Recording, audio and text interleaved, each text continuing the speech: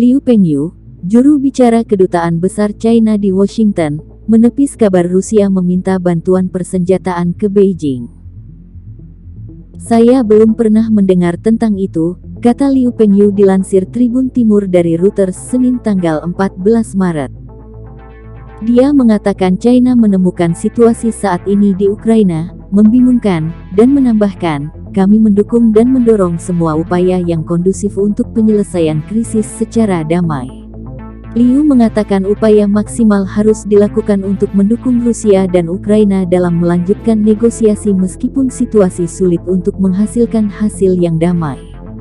Juru bicara Kremlin Dmitry Peskov juga menegaskan pihaknya tak butuh bantuan senjata untuk menuntaskan operasi khusus di Ukraina. "Operasi berlangsung sesuai target dan rencananya. Semua sesuai skenario," kata Peskov.